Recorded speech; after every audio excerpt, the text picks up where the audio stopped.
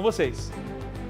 Obrigado, Ronaldo. Boa noite para você. Boa noite também para você que está em casa e nos faz companhia aqui no Jornal da Cidade. Boa noite, Bianca. Boa noite, Alexandre. Como disse agora o nosso amigo Ronaldo, não está fácil, né? A situação não está fácil mesmo. Hoje, mais de 125 pacientes esperam leitos de enfermaria e 40 por uma UTI na central de regulação aqui do nosso estado. Os números de síndromes gripais dispararam no estado e nos últimos 30 dias, os atendimentos nas UPAs superaram o índice registrado no pico da segunda onda da pandemia de Covid-19 no primeiro semestre de 2021.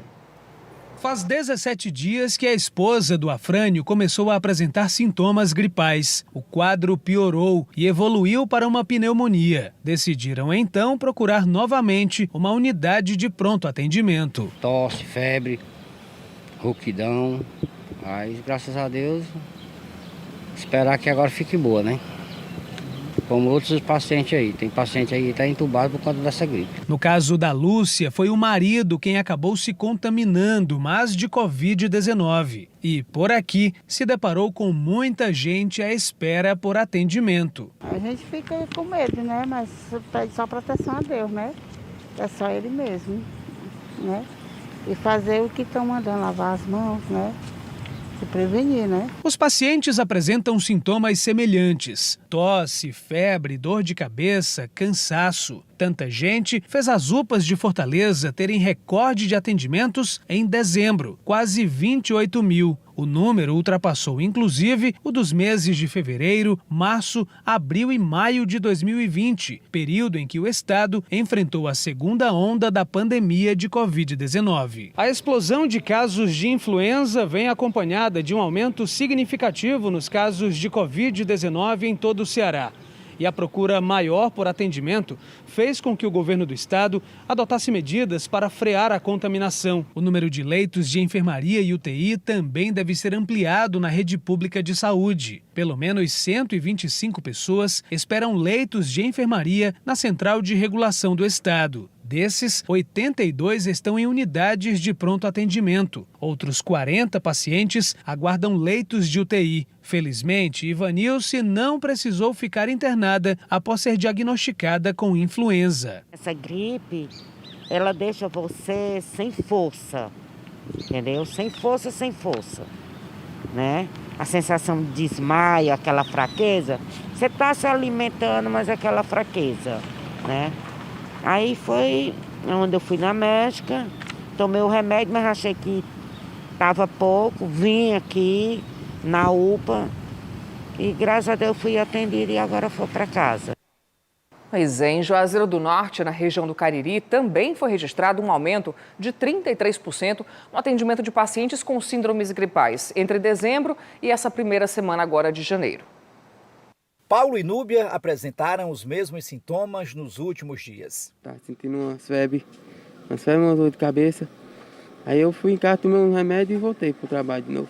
Não aguentou mais? Não aguentei, fiquei de noite em casa, dormindo, com uma febre danada, a cabeça doendo. Tá com 2 dias que eu ando com a tosse seca, como se tivesse uma gripe grande, como se o corpo tivesse com uma febre grande, mas... Eles olham, eu olhei e não tinha febre, mas é assim, o corpo todo como tivesse. E o coriza no nariz, os olhos ardem também. O Cícero mal ficou curado da gripe e já está acompanhando o pai de 70 anos na emergência. Está em geral, né? Esse problema aí. Assim como seu pai, tem que correr para a UPA para receber atendimento médico, né? Ficar em casa não é bom não, né? Aí é mais fácil ter o medicamento aqui em casa, né? Somente nos 4 primeiros dias de 2022, 881 pacientes deram entrada aqui na UPA de Juazeiro com sintomas gripais. Ou seja, cerca de 220 novos atendimentos a cada 24 horas.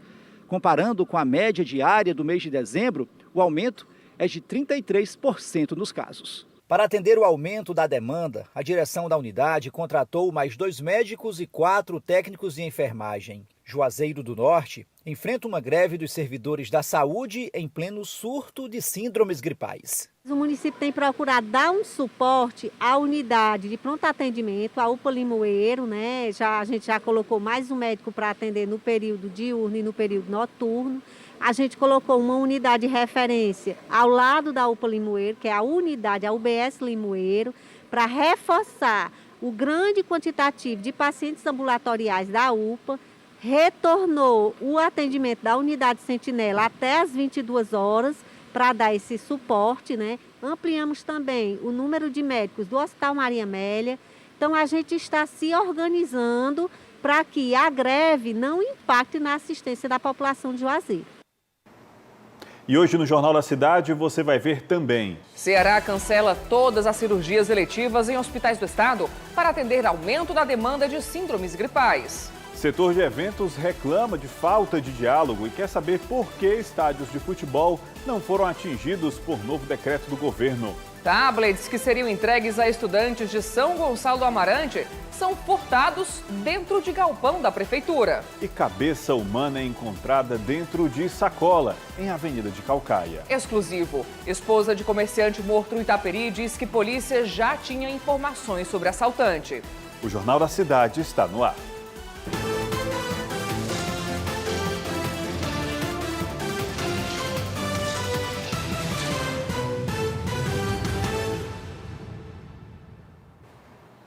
Pouco mais de 24 horas depois do anúncio do novo decreto, os empresários e trabalhadores do setor de eventos ainda estão tentando digerir a notícia da redução de público e também o cancelamento das festas de carnaval no Ceará, Bianca. Pois é, eles dizem que não foram avisados pelo governo das novas diretrizes, muito menos ouvidos antes dessa decisão ser tomada, e pedem apoio para conseguir sustentar os empregos.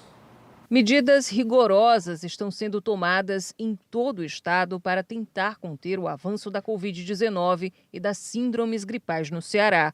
O governador Camilo Santana anunciou o novo decreto que já está em vigor e, entre as medidas, novas restrições ao setor de eventos. Com isso, todo o planejamento que o setor tinha feito foi por água abaixo. A cadeia produtiva já estava se planejando para uma retomada mais concreta, mas infelizmente tivemos que encarar esse período difícil ainda para prejudicar ainda mais as empresas que estão endividadas há muitos meses. O público agora é de apenas 10% do que era permitido no decreto anterior.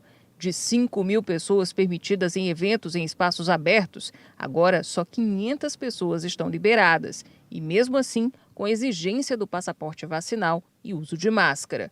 Em espaços fechados, o número caiu de 2.500 pessoas para 250.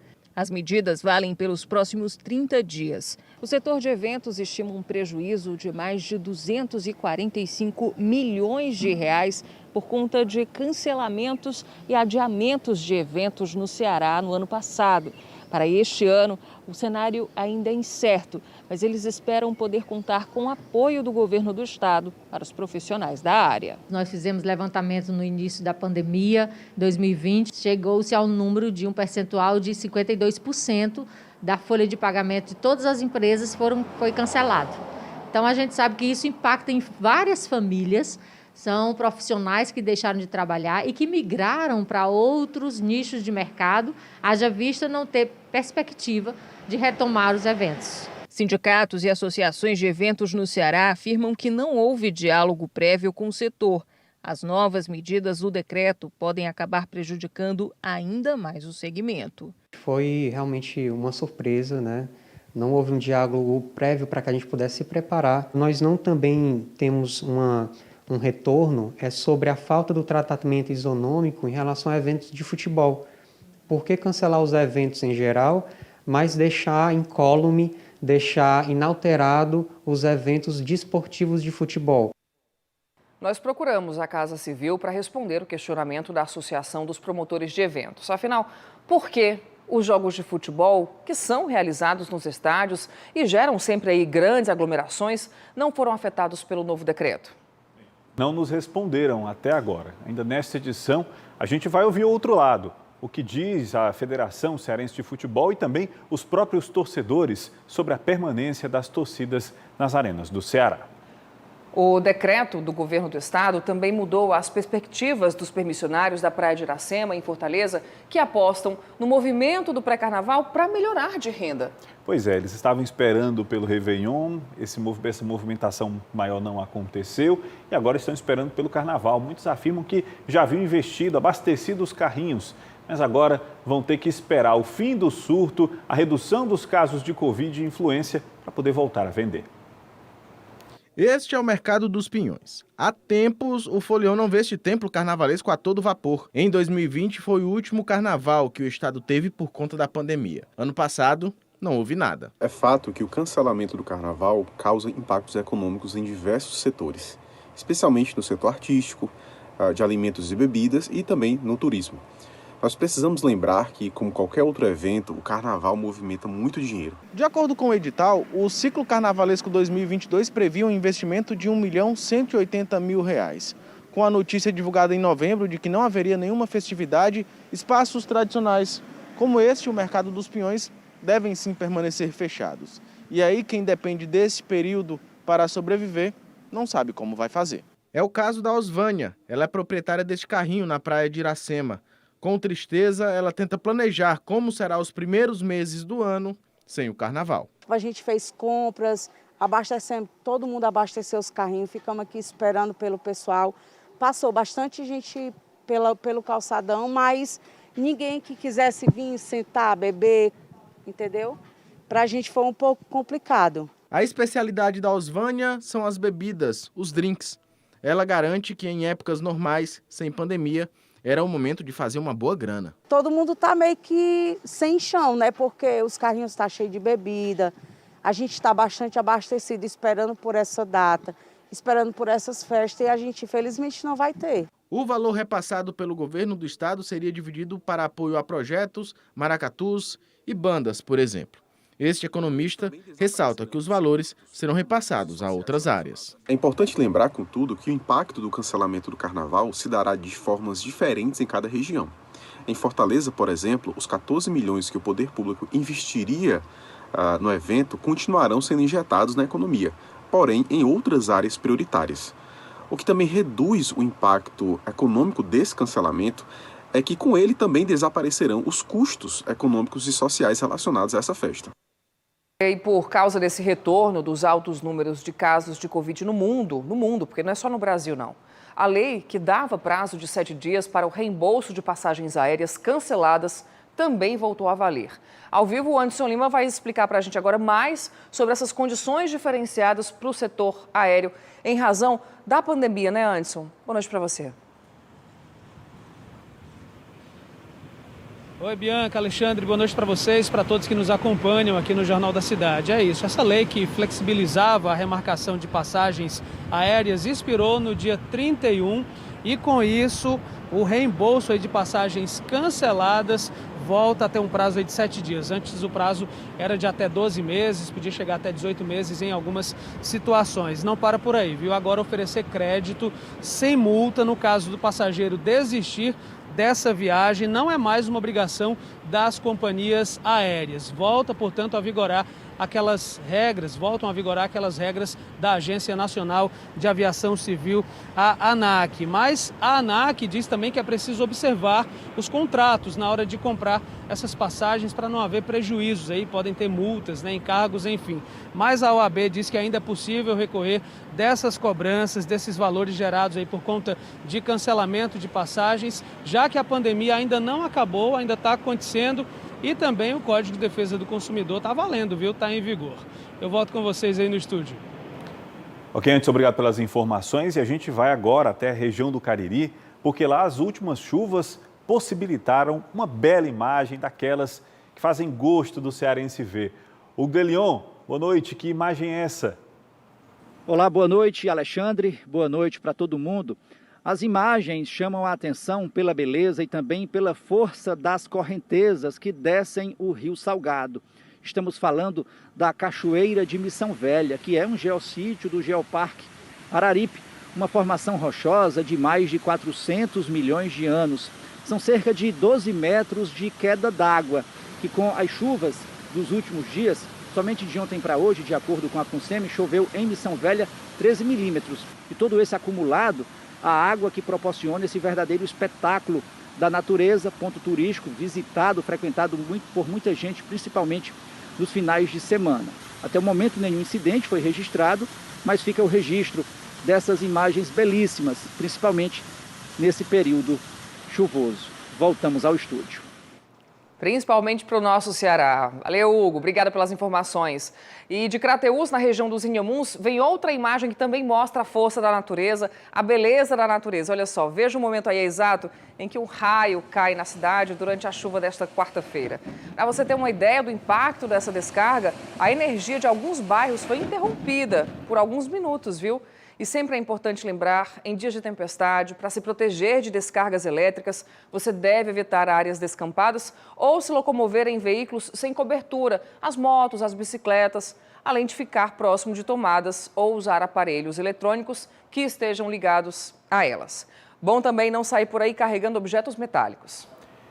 E veja ainda hoje uma entrevista com a esposa do comerciante que foi morto durante um assalto no bairro Itaperi. E no próximo bloco, tablets que seriam entregues a estudantes são furtados em São Gonçalo do Amarante. A prefeitura não sabe nem quantos aparelhos sumiram.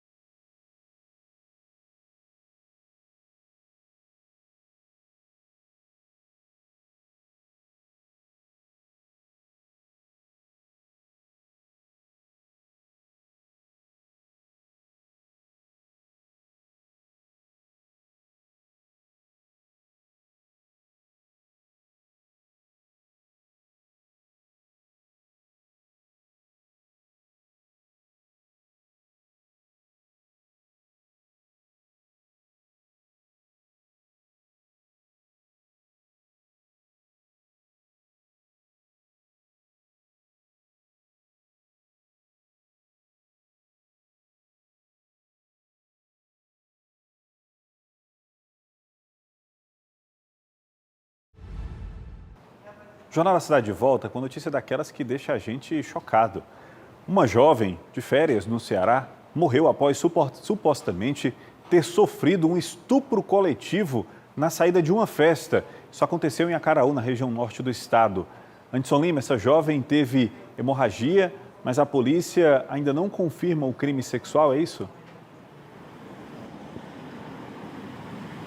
É isso mesmo, Alexandre, não confirma, mas já está investigando para entender, para saber o que de fato aconteceu, viu? A vítima era atleta, jogadora de vôlei, ela se chamava Maria Érica Alves Messias, tinha 26 anos Ela morava em Santa Catarina, era atleta, como eu disse, jogava por lá no estado, mas ela tinha familiares aqui, ela é natural do Ceará, veio passar férias aqui no estado, lá no município de Itarema, no dia 1º de janeiro. Ela foi para uma festa lá no município de Acaraú com alguns amigos e, segundo o que foi relatado por eles, ela estava sendo assediada por alguns homens. Na saída dessa festa, ela teria desaparecido e ela foi estuprada por esses homens. Agora, ela chegou em casa, não disse nada para a família, mas no dia seguinte ela passou mal e foi levada para a Santa Casa de Sobral. Por lá foi identificado aí que teria sido introduzido algum objeto na vagina dela, causando aí danos, hemorragia e de fato ela morreu. O sepultamento dela já aconteceu sob forte comoção lá no município e agora, de fato, a família, os amigos esperam uma investigação para saber se de fato aconteceu esse estupro. É um crime muito cruel lá no município de Acaraú, aqui no nosso estado. Eu volto com vocês aí no estúdio. Obrigada, Anderson. E a polícia prendeu os 2 homens suspeitos de matar um entregador de gás há 8 dias em Caucaia, na região metropolitana de Fortaleza. José Márcio Ribeiro da Silva e o adolescente de 15 anos foram localizados em uma casa no Parque Leblon, em Caucaia. A dupla, na tarde do dia 29 de dezembro, foi flagrada pelas câmeras de segurança de uma distribuidora de gás. Na imagem é possível ver o momento em que o trabalhador é morto. Segundo os levantamentos da polícia, o entregador de gás teria sido assassinado porque os suspeitos teriam deixado a facção criminosa a qual pertenciam e, para ingressar na nova organização, teriam que assassinar alguém. Foi o entregador de gás, mas poderia ter sido qualquer outra pessoa. Ambos são réu confesso. O José Márcio disse que efetuou o disparo. O menor o acompanhou, o rapaz estava no seu local de trabalho, efetuando as suas entregas. Eles forjaram um latrocínio, tomando o relógio da pessoa, tomando a carteira para não dar característica de uma execução, até um crime pior ainda. Eles forjaram e o motivo torpe, banal e cruel. O que era? Um batizado numa facção criminosa. Na casa que a dupla estava, a polícia apreendeu drogas já embaladas para venda e dinheiro trocado. Lá também foram presos Natanael Diego Juvencio, o dono da casa, Cristiane Leocádio Vaz, que havia rompido a tornozeleira eletrônica, e o irmão dela, Luiz Flávio Santana, que estava com o mandado de prisão em aberto. Todos foram encaminhados para a Delegacia Metropolitana de Caucaia. E tablets que seriam entregues a alunos da rede pública de São Gonçalo do Amarante, aqui na região metropolitana de Fortaleza, foram furtados dentro do depósito da prefeitura. O município disse que comprou 14 mil aparelhos, mas antes da distribuição, percebeu que 2 remessas haviam sido violadas. A prefeitura não soube dizer quantos equipamentos foram levados e qual o prejuízo financeiro, mas garantiu que todos os estudantes receberão os equipamentos antes do início do ano letivo. A Delegacia de Roubos e Furtos está investigando o caso. Já está disponível no canal do GC+, no YouTube, a entrevista completa do ex-prefeito de Fortaleza, Roberto Cláudio. Ele falou sobre o período que ficou em São Paulo, futuro político e uma possível candidatura ao governo do estado. Confira um trecho da conversa agora e completa no QR Code que aparece no canto da tela.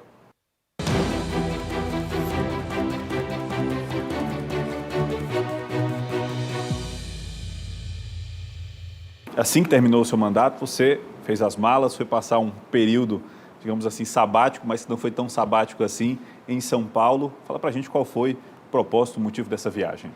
Eu estava há 14 anos, Alexandre, na vida pública, assim, de forma ininterrupta, né? Fiz 2 mandatos de deputado, presidi a Assembleia da última vez, isso obviamente demanda um nível de intensidade e compromisso muito grande. Já segui para 8 anos de prefeito, que foi a maior tarefa da minha vida, que me deu mais privilégio, felicidade, mas também é muito intensa. Então, após esse tempo, resolvi parar para ter um tempo para mim, para a família e para estudar. Eu sou médico de formação, como você sabe, e achei que era importante entender um pouco mais de economia. E fui para estudar na Fundação Getúlio Vargas, fazer um pós-doutorado lá, e fui aprender o que eu não sabia, né? Ler, estudar economia, escrever um pouco também, tratei de escrever um pouco da minha trajetória como prefeito, das minhas experiências, tem um livrozinho aí guardado para algum momento ser publicado, e aproveitei também para cuidar de mim e da família. Acredito que todos os dias o senhor deve responder a pergunta, afinal, o senhor vai ser candidato ao governo do estado? Eu sei que essa é uma situação que não depende apenas do senhor. É uma série de outras circunstâncias. Por isso eu vou perguntar de forma diferente. O senhor pretende, pessoalmente, ser candidato, disputar dentro desse todo esse espaço político, um espaço para representar o partido, a união de partidos no governo do Ceará? Esse tempo lá serviu para refletir sobre o meu futuro também, do que eu pretendia fazer. Eu comecei a dizer que eu encontrei a minha felicidade, minha plenitude fazendo o que eu faço. E por essa razão, eu creio que você, um militante político, fazendo o que eu faço hoje, dar palestra, escrever artigo, fazer reunião, já tem um poder de influência. Claro que com o mandato público, seja no legislativo, seja no executivo, seja numa função administrativa no executivo, a possibilidade do seu trabalho impactar para melhor a vida das pessoas ganha outra dimensão. Então, por essa razão, eu tomei a decisão de ser candidato a algum cargo público esse ano. Não sei aqui ainda, até porque você já, na sua pergunta, colocou, essa é uma decisão que não cabe somente a mim. É um conjunto de circunstâncias da política nacional, da política estadual, da nossa aliança, mas o mais importante, independente de quem venha a ser o candidato dessa aliança, é ter em mente uma coisa: essa unidade política foi que nos permitiu aqui no Ceará a gente evoluir tanto, ser tão respeitado.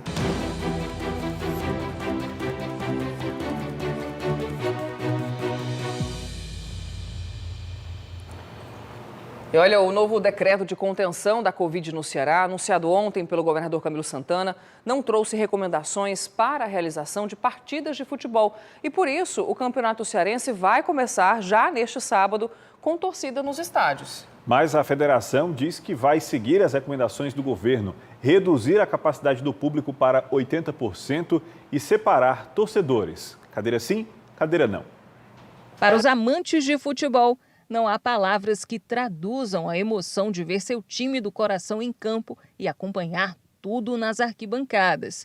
Seguindo as diretrizes do decreto publicado no dia 27 de novembro de 2021, a Federação Cearense de Futebol anunciou a volta do público nos jogos da primeira fase do Campeonato Cearense de 2022. Os jogos já começam nesse fim de semana. O futebol, de certa forma, ele é seguro, né? Porque é um local aberto, um local grande, todos os estádios comportam bem o público, e a gente vai estar seguindo todos os protocolos, vai estar seguindo tudo que o governo nos pediu, né?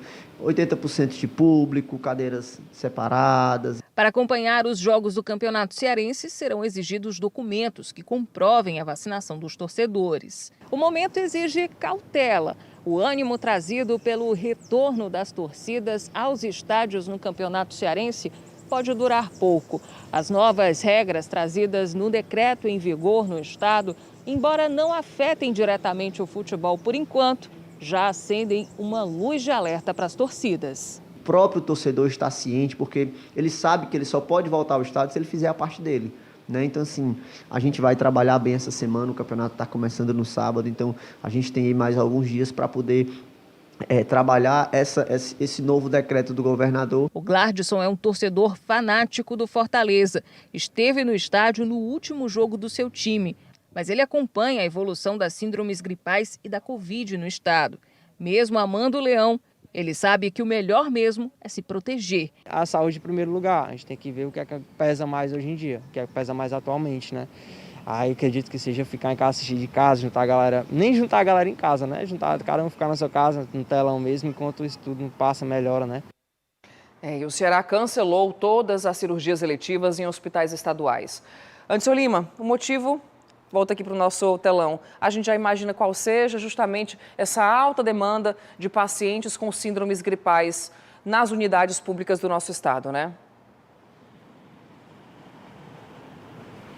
Exatamente, Bianca, uma explosão de casos, né, acompanhada aí também de muitos casos de Covid-19, viu? Essa já é a terceira vez que o estado adota essa medida desde o início da pandemia em 2020, portanto, todas as cirurgias eletivas, que são aquelas marcadas, né, que não tem tanta urgência, estão suspensas na rede estadual de saúde aqui do Ceará. Mas aquelas cirurgias de emergência e urgência, elas serão mantidas, vão acontecer. A CESA não informou quantas pessoas estão aí nessa fila de espera por cirurgias eletivas. Essa medida está valendo desde ontem. tem prazo aí de validade indeterminado. A gente não sabe ainda quando, de fato, até quando essa suspensão vai valer. A gente pode constatar aí uma preocupação das autoridades de saúde com essa possível nova onda de infecções, principalmente de Covid, ainda mais agora com a variante Ômicron. Inclusive, por falar nisso, foi confirmada aí a primeira morte, né? Por conta da variante Ômicron, a vítima é um idoso de 68 anos. Ele já enfrentava problemas crônicos no pulmão e também tinha hipertensão, mas já havia tomado as 3 doses da vacina contra a Covid. Eu volto com vocês aí no estúdio. Ok, Anderson, obrigado. Daqui a pouco, cabeça humana é encontrada dentro de sacola, em Avenida de Calcaia. Você vai ver também uma entrevista exclusiva com a viúva do comerciante morto durante um assalto em Fortaleza. Ela diz que a resposta da polícia chegou tarde demais.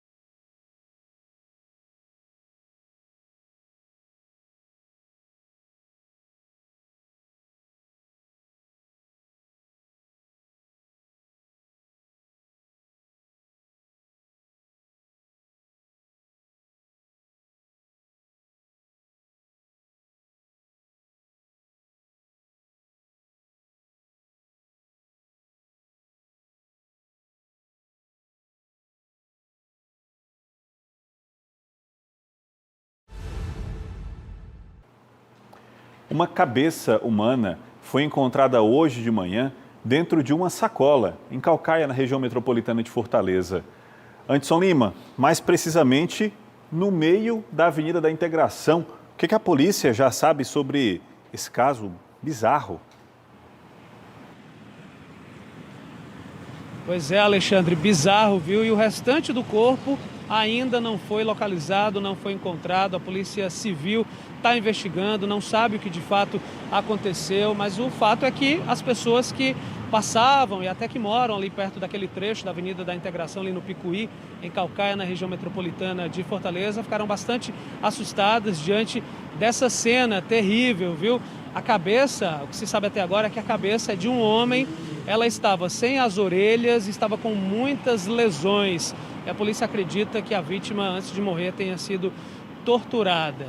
Portanto, agora fica aí o questionamento, a pergunta, né, para a polícia, para desvendar, de fato, mais esse caso de violência que assusta, que assombra a população aqui do nosso estado. Eu volto com vocês aí no estúdio. Obrigada, Anderson, mais uma vez. Exclusivo. A esposa do comerciante morto durante um assalto no bairro Itaperi, em Fortaleza, questiona a inoperância da polícia, dessa investigação policial. 15 dias antes do crime, o mesmo assaltante havia roubado o local e a delegacia já havia sido comunicada. 4 dias depois de enterrar o marido, o comerciante José Reginaldo, de 62 anos, Dona Lucimeire nos mostra o boletim de ocorrência, feito dia 15 de dezembro, depois de mais um assalto à padaria. As imagens daquela ação mostram que 15 dias depois, o mesmo assaltante voltaria para tirar a vida do marido dela. O meu desabafo é porque se tivessem me dado um pouquinho mais de atenção no BO do dia 15, talvez não tivessem ceifado a vida do meu marido. Talvez eu tivesse com o meu marido em casa, porque a partir do momento que localizasse aquela moto, ia acontecer o que aconteceu agora. Quando eles caíram em campo, conseguiram tudo. No dia, eu nem fui bem atendida na delegacia. Não fui. Fizeram um pouco caso. Do meu caso, tão sério. Que findou tirando a pessoa mais importante da minha vida. O estabelecimento já sofreu 12 assaltos. Todos foram gravados. Em um deles, seu Reginaldo chegou até a tomar a arma do bandido. Todas as imagens estavam com a polícia. Tem o BO aqui, feito no dia 15 de dezembro de 2021, no 8º distrito. Levei as imagens, porque aqui nós temos 13 câmeras, levei as imagens, pedi ajuda para que tivesse um recurso, porque a placa estava 90% visível, mas faltava 10% só para a gente definir os números, até porque essas placas agora são mais difíceis da gente ler.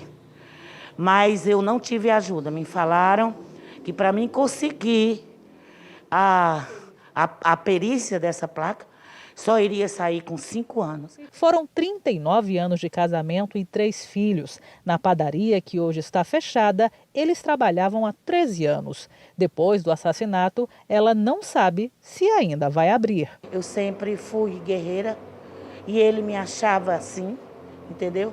E onde ele estiver, eu quero provar para ele que eu vou continuar na luta. Com a padaria, talvez não. Nós vamos repensar, vou fazer reunião, vou ver direitinho, porque para mim ficar exposta ali e acontecer a mesma coisa, como é que vai ficar um funcionário meu? José Reginaldo foi morto na última segunda-feira, quando um homem armado atirou contra ele dentro do estabelecimento, porque ele teria demorado a entregar o telefone. No mesmo dia, a polícia prendeu 3 pessoas envolvidas no crime. A Secretaria da Segurança Pública afirmou que está apurando a denúncia da viúva do comerciante. Se você precisa entrar na justiça, mas não pode contratar um advogado, fique sabendo que os serviços da Defensoria Pública serão retomados amanhã no Ceará. QR Code na tela porque é preciso agendar o atendimento e apontando a câmera do seu celular para cá, você terá o link direto e todo o passo a passo. Além da opção presencial, ainda será possível marcar com a assistente virtual da Defensoria, que é a Dona Dedé. O horário vai das 8 da manhã às 5 da tarde, sempre de segunda a sexta-feira. Bom, e a Superintendência do Trabalho divulgou dados sobre o resgate de cearenses que foram encontrados em situação semelhante à escravidão. Gente que muitas vezes deixa sua cidade até o estado em busca de melhores condições, mas acaba caindo nas mãos de aliciadores. Os casos de trabalho escravo aqui no Ceará, segundo a Superintendência do Trabalho, se concentram no setor da extração da cera de carnaúba e da construção civil e geralmente acontecem na zona rural do estado. Entre 2017 e 2021, 94 trabalhadores foram resgatados aqui de situações que se caracterizam como trabalho escravo. É o trabalho forçado, quando o empregador determina, mesmo contra a própria vontade do empregado, o trabalho. A jornada excessiva, quando é uma jornada que estende tanto o trabalho do empregado que ele não tem forças para se recuperar dia após dia. Também um trabalho degradante, falta de água potável, falta de alimentação, local inseguro e também a servidão por dívida, que é quando o empregado é determinado ilegalmente a contrair dívidas com o empregador. Outro dado que também preocupa é o número de cearenses que deixam o estado para trabalhar em outras regiões do país nestas condições. Entre 2018 e 2021, a Superintendência do Trabalho resgatou 140 cearenses nesta situação. Tem um gato, que é o aliciador, a pessoa que arregimenta esses trabalhadores nesses municípios. Geralmente esse gato conhece esses trabalhadores, leva até o empregador, só que esse empregador não aparece, não figura como empregador. Os últimos 2 casos que aconteceu, um foi na venda de redes, aqui na capital Fortaleza, eram trabalhadores de origem de Pernambuco, e também teve cearenses no setor da carnaúba, que foram resgatados lá no município de Xique-Xique, na Bahia. A escassez de oportunidades no mercado formal de trabalho e a dura realidade da fome e da falta fazem com que muitos cearenses fiquem mais suscetíveis aos aliciadores. E dessa forma, sem enxergar outra saída, eles acabam aceitando esse tipo de trabalho. As penalidades para quem submete outras pessoas ao trabalho escravo podem ser de 5 a 10 anos de reclusão e multa com possibilidade de agravamento conforme a situação encontrada no local de trabalho. E as denúncias podem ser feitas pelo site do Ministério Público do Trabalho. A gente fica por aqui. Boa noite, até amanhã.